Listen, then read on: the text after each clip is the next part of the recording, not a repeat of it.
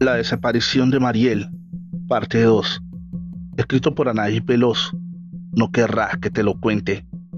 En la descripción del video, el link de su página de Facebook. Síguela. ¿Es en serio, papá? ¿Te vas a poner de tacaño ahorita que el tiempo es oro? Cállate, sonsa. ¿No ves que ese tipo trabajaba para el procurador? Me respondió mi papá nervioso. Tranquilos, a todos nos tiene muy mal la desaparición de Mariel y vemos y escuchamos cosas que no son, respondió Karen.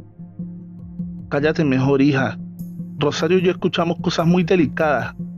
Ese cabrón del Ministerio Público está involucrado con la desaparición de tu hermana y sepa Dios de cuántas más.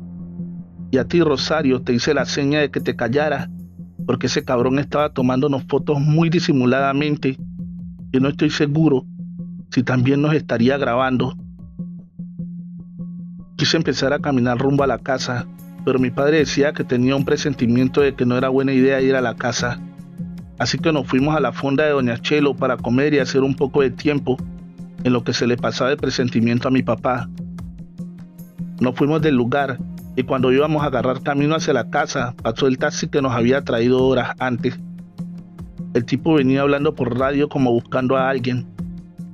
Al verlo, entramos de inmediato a la panadería y cuando por fin lo perdimos de vista, tomamos el camino más largo a casa. Al llegar, mi hermana y yo nos acostamos en la sala. Estábamos bastante cansadas, mientras mi padre le echaba doble llave a la puerta y aseguraba las ventanas. ¿Pero qué demonios hace?, le preguntó Karen, al ver que sacaba del cajón una pistola y se la fajaba en la cintura. Vamos, alisten un cambio de ropa y un par de zapatos cómodos. Papá, por Dios, ¿por qué haces todo esto?, le decía bastante consternada. ¿Es que acaso no se dan cuenta de que estamos en peligro? Necesitamos estar preparados para todo. Estábamos discutiendo por la actitud de mi padre, cuando sonó el teléfono de mi padre y al contestar se dio cuenta de que se trataba del Ministerio Público. En ese momento mi padre puso el teléfono en altavoz y nos hizo una seña de que guardáramos silencio.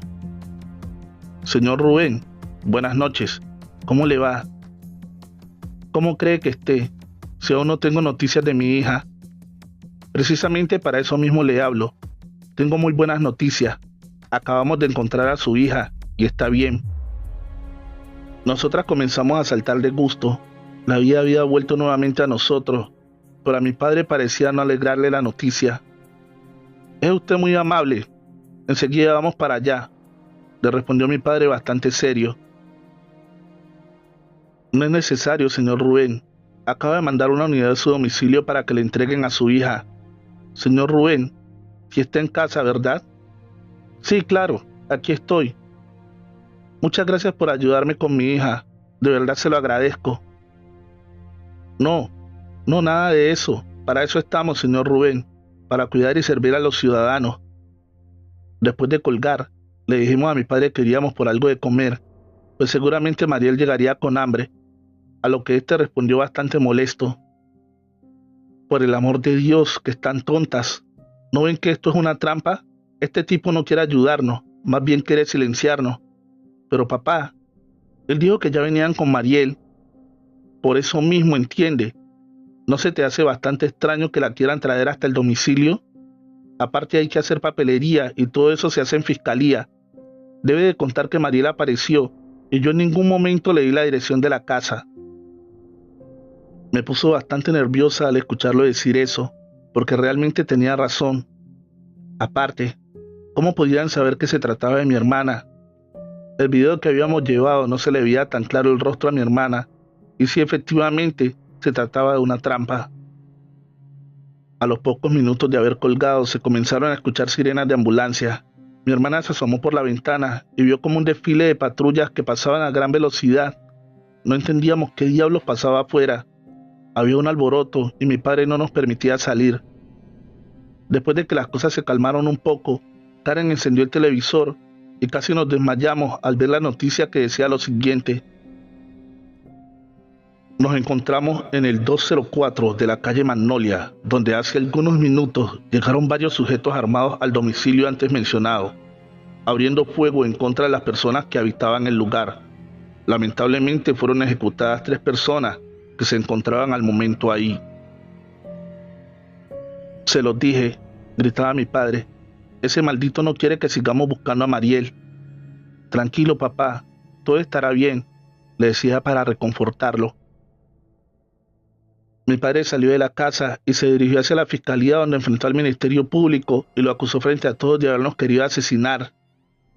Él se defendió argumentando que jamás lo había visto, que no sabía quién era y que si tenía a su hija desaparecida, lo más lógico sería que levantara un acta por desaparición, en lugar de estar perdiendo el tiempo levantando falsos a un servidor público.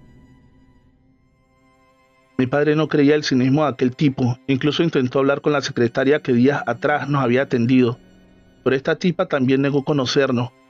Al salir de ahí, mi papá se fue caminando para agarrar un autobús, debido a que ya no confiaba en los taxis, por estar en complicidad con esos malditos. Pero de repente fue embestido por un coche que salió de la nada, aventándolo varios metros. Gracias a Dios, solo fueron algunos raspones y una pierna rota. Pero entendimos el mensaje. Debíamos dejar de buscar a Mariel si no queríamos que alguno de nosotros termináramos asesinados. Cuando por fin salió del hospital, papá, pensé que desistiría de la búsqueda, pero fue todo lo contrario. Él salió más fuerte, con ganas de encontrar de una vez por todas a mi hermana. Se unió a uno de los grupos de búsqueda más grandes de México. Caminó kilómetros y kilómetros bajo la lluvia y el despiadado sol, pero jamás se rindió. Fue golpeado y metido preso en varias ocasiones, pero lo mantenía vivo la esperanza de ver a mi hermana una vez más.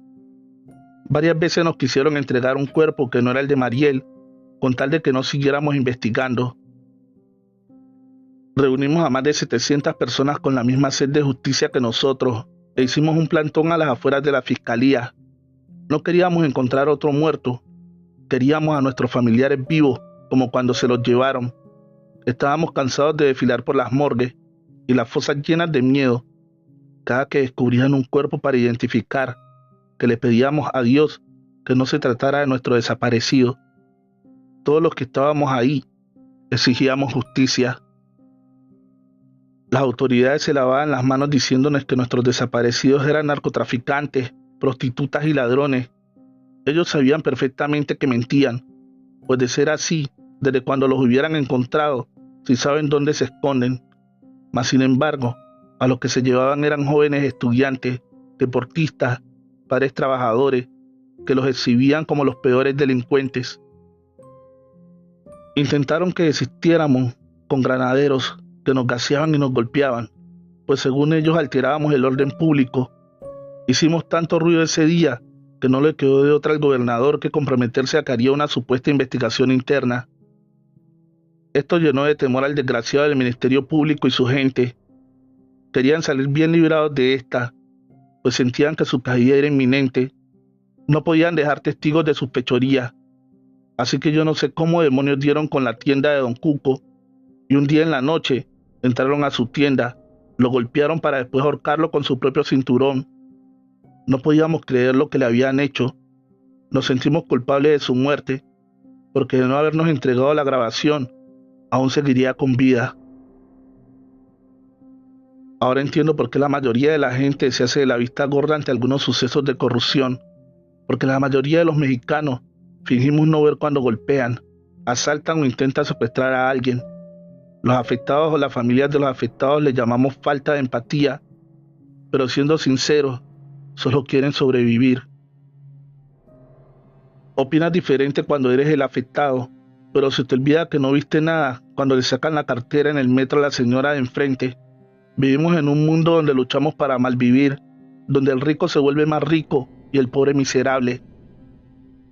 Las investigaciones del gobernador arrojaron como resultado lo que ya todos sabíamos: la caída de varios funcionarios públicos. Rodaron varias cabezas ese día, y una de ellas, y la que más nos interesaba, fue la del Ministerio Público, que se relacionó con secuestro, trata de blancas, prostitución, asesinato, extorsión y una lista interminable de cargos. Fue detenido junto a 5 sujetos, pero de mi hermana aún no sabíamos nada. Catearon su casa y ahí encontraron pruebas que lo llevaron a un rancho a las afueras de la ciudad, que estaba a nombre de un tío del cabrón del Ministerio Público. Lo más curioso era que el tipo había muerto hacía 10 años y la propiedad la habían adquirido hace 4 años. Al llegar a aquel domicilio, las autoridades quedaron horrorizadas, pues no esperaban encontrarse con una escena así de macabra. Abrieron una de las puertas de lo que parecía ser una bodega que se encontraba luego. Luego ingresaron al rancho. Ahí encontraron a un joven no mayor de 35 años, bajo los efectos de alguna sustancia, mientras intentaban introducir una pierna humana en un tambo de metal. Fue esposado e interrogado acerca de la desaparición de mi hermana, y en tono bastante cínico dijo no recordar de quién se trataba, pues de tantas que había era imposible recordarlas a todas, decía mientras señalaba un gran bulto tapado con un par de lonas negras en una de las esquinas del rancho. Se acercó al comandante a cargo y levantó la lona con la mano bastante temblorosa. Lo hizo lentamente, pues no sabía lo que le esperaba debajo de esa maloliente lona. Varias madres del grupo de búsqueda, al igual que mi padre, se enteraron de la investigación y llegaron al rancho del horror. Lucharon con todas sus fuerzas contra los policías que les impedían el paso, y al ver que el comandante tardaba bastante en descubrir aquel montón, una madre y mi papá se encaminaron a toda prisa, haciendo a un lado al comandante y descubriendo estos la lona, dejando a los presentes en shock, pues lo que había debajo eran varios cuerpos apilados, algunos desnudos con visibles huellas de tortura. Corrieron las madres a buscar entre los cadáveres putrefactos a sus hijos. Manipulaban los cuerpos con tanto amor como solo un padre podría hacerlo. «Aquí hay una viva», gritaron. Inmediatamente, los policías que estaban ahí corrieron a auxiliarlos. Se trataba de una jovencita de escasos 14 años. Ella se encontraba semidesnuda, con un gran golpe en la cabeza. Estos malditos pensaron que la habían asesinado, pero cometieron un error, pues seguía con vida. Hubo rumores que decían que llevaba 3 días bajo esa lona, y las inclemencias del sol, la chica que estaba deshidratada y tenía pequeños momentos de lucidez. Conforme íbamos acomodando los cuerpos para reconocerlos y hacer el conteo, cada minuto era un martirio, pues le pedíamos a Dios que la siguiente no fuera Mariel, pero ese día nuestras súplicas no fueron escuchadas, ya que el octavo cuerpo resultó ser el de mi pequeña hermana. Ella lamentablemente ya se encontraba en estado de descomposición y tenía una abertura enorme desde el cuello hasta la pelvis. Era evidente que había sido víctima de tráfico de órganos, pero eso no impidió que mi padre la tomara entre sus brazos y besara su frente. Sacó su pañuelo y limpió las visibles marcas de tierra que tenía de haber llorado. Por fin la habíamos encontrado, aunque no de la manera que hubiéramos deseado. Preparamos todo para el funeral de la pequeña Mariel. Mi hermana Karen estaba muy afectada, así que decidimos que lo mejor era que se quedara en casa. Mi padre me ordenó que fuera a verla mientras él esperaría a los asistentes que le darían el último adiós a Mariel. Pero al salir de la funeraria, un grupo de comando armado entró a la sala de velación donde estaba mi padre y lo acribillaron. En ese momento entendí todo. El crimen nunca paga, y esos malditos se vengarían por haberlos puesto al descubierto. Mi padre pagó con su vida el querer encontrar a su hija, y ahora mi hermana y yo nos las pasamos huyendo por toda la República Mexicana. Hemos pedido asilo en el extranjero. Solo le pedimos a mi padre y a mi hermana que nos cuiden de esos desgraciados que acabaron con su vida. Hemos llegado al final de este episodio. Agradecería mucho que le dieras like y dejaras un bonito comentario. Recuerda que en la descripción del video está el link de la página de nuestra querida escritora Anaís Veloz. No querrás que te lo cuente. Si aún no estás suscrito, dale fuerte al botón de suscripción y activa la campanita de notificaciones para que no te pierdas más historias como esta. Feliz noche, trovadores, amantes de cuentos de terror.